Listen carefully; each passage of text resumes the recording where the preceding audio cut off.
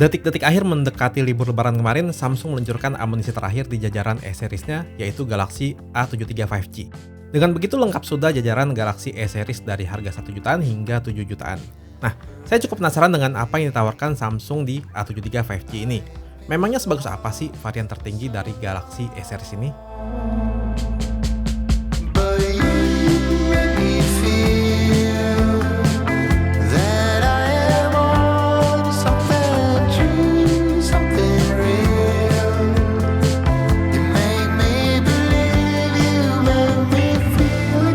Kalau dari tampilan, Galaxy A73 ini sekilas nggak ada perbedaan dengan A53. Paling ukurannya aja yang lebih besar di antara E-Series yang lainnya, walau nggak terlalu beda jauh juga dengan A53. Material bodi belakangnya dan desainnya pun sama persis. Paling ada perbedaan di varian warnanya aja nih, dan di A73 itu finishingnya kayak ada kesan metaliknya. Feels-nya pun untuk kelas ini udah cukup premium, karena bagian layar dan bodi belakangnya itu kali ini benar-benar rata. Tapi sebetulnya bakal lebih mantap lagi nih kalau frame-nya ini dikasih material aluminium, mengingat harganya yang masuk ke premium mid-range. Ke bagian depan, A73 punya bezel yang termasuk tipis, termasuk di bagian dagunya. Dan desainnya memakai Infinity O yang memang bikin terlihat modern dan mirip flagship. Tapi entah kenapa, ukuran punch hole-nya itu nggak kecil-kecil banget, malah sedikit lebih besar dari A53. Untuk kualitas panel Super AMOLED Plus yang dipakai itu bagus banget. Ditambah lagi di sini udah support konten HDR10. Saya juga suka dengan warnanya. Dia vivid tapi nggak sampai oversaturated. Layarnya sangat smooth juga karena refresh rate-nya 120Hz. Layar smooth-nya juga nggak sia-sia karena didukung oleh performanya yang gegas. Ini berkat penggunaan chipset Snapdragon 778G yang memang diperuntukkan untuk HP kelas premium mid-range. Kalau kalian memakai HP untuk kebutuhan dasar seperti chatting, sosial media, dan nonton, performa HP ini udah sangat bagus. Multitasking juga terbilang lancar, berkat RAM 8GB-nya yang sudah tergolong besar, ditambah lagi ada fitur RAM Plus hingga 8GB. Kalau kalian adalah seorang content creator dan suka ngedit memakai HP, A73 ini juga bisa diandalkan untuk mengedit video. Saya tes edit video resolusi 4K 30fps, hasil rekaman kamera mirrorless saya, reviewnya masih terasa lancar, jadi pakai HP ini udah aman banget ya. Kalau dipakai untuk main game, Galaxy A73 ini bisa dibilang sudah memuaskan saya. Mungkin karena konfigurasi CPU-nya yang memakai arsitektur baru, dan GPU-nya juga sedikit lebih baru dibanding Snapdragon 860. Walau memang clock speed di 778G ini nggak sekencang di 860 ya. Tapi saya main beberapa game baru seperti PUBG New State dan Apex Legends sih bisa set ke rata kanan. Dan performanya itu bisa dapet high frame rate dan bisa dibilang stabil. Terus main beberapa game juga nggak terlalu terasa ada throttle atau penurunan performa. Layarnya pun menurut saya responsif. Belum lagi HP ini sudah memakai stereo speaker dan support Dolby Atmos. Jadi buat main game atau nonton pastinya asik banget. Untuk UI-nya, A73 5G memakai One UI versi terbaru. Dan fitur eksklusif seperti Link to Windows pastinya juga ada di HP ini.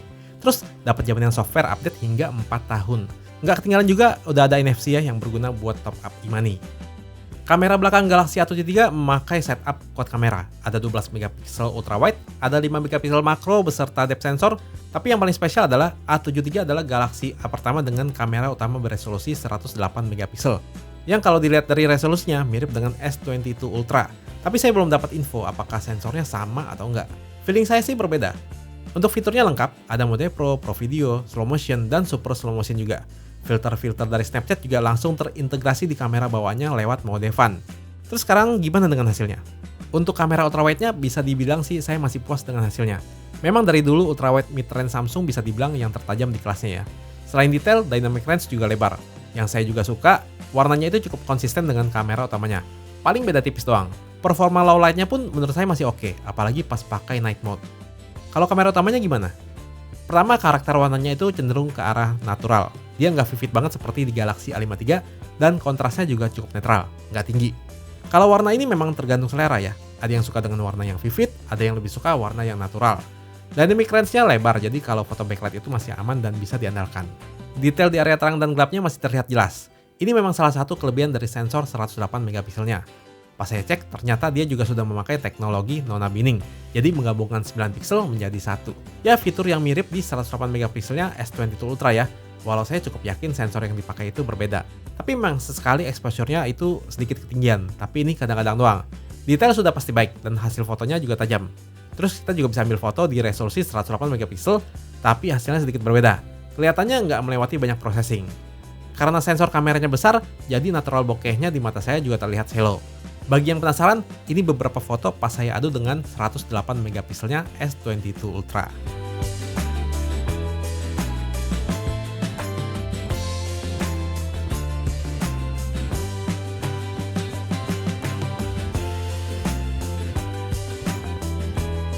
Yang saya sayangkan, A73 ini nggak punya lensa tele seperti pendahulunya.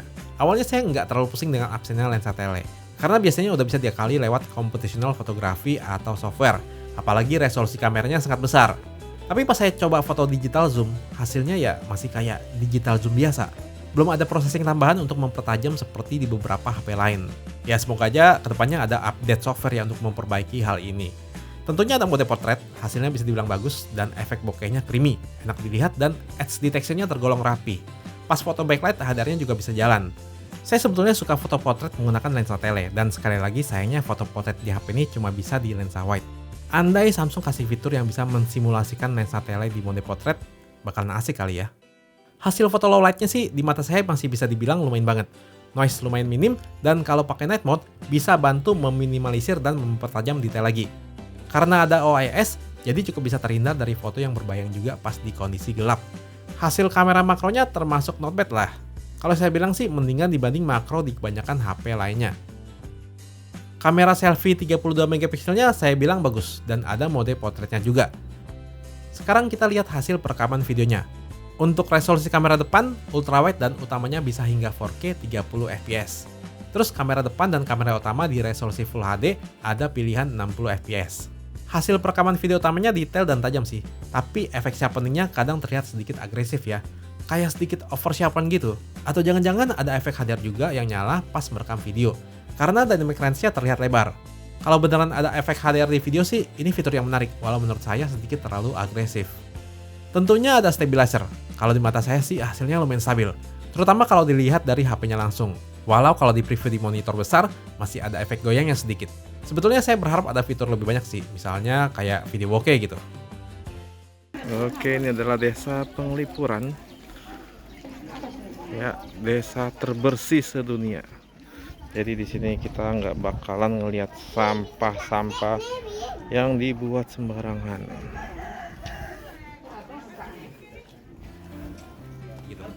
Baterai HP ini berkapasitas 5000 mAh dan ini udah terbilang besar ya. A73 5G juga sudah support super fast charging 25 watt. Tapi memang di tahun ini jajaran kelas menengah ke atas Samsung udah nggak dapet charger lagi ya. Untungnya Samsung support protokol Power Delivery PPS, protokol yang cukup universal dan banyak brand aksesoris pihak ketiga yang support. Jadi lebih mudah dicari lah. Kalau seperti saya yang dari dulu udah ada charger watt besar buat laptop, iPhone dan Pixel, bisa dipakai juga buat jajaran HP Samsung. Nah kesimpulannya, sebagai varian tertinggi dari Galaxy S Series, A73 5G ini secara spesifikasi memang sudah dikasih yang terbaik di antara S Series terbaru yang lainnya. Seperti kualitas layar yang paling bagus di jajaran S Series lainnya, chipset yang paling powerful dengan performa yang lebih optimal terutama untuk gaming, kamera 108 megapiksel yang sebetulnya overall masih baik di kelasnya walau memang ada sedikit catatan dari saya. Kalau kalian memang cari HP 7 jutaan all-rounder, saya rasa Galaxy A73 5G ini tetap bisa menjadi pilihan yang tepat. Kualitas premium dengan fitur yang cukup lengkap menjadi keunggulannya. Sekarang saya jadi penasaran nih, kalau dibandingin sama A53, sejauh apa ya perbedaannya? Stop the clocks, the bees are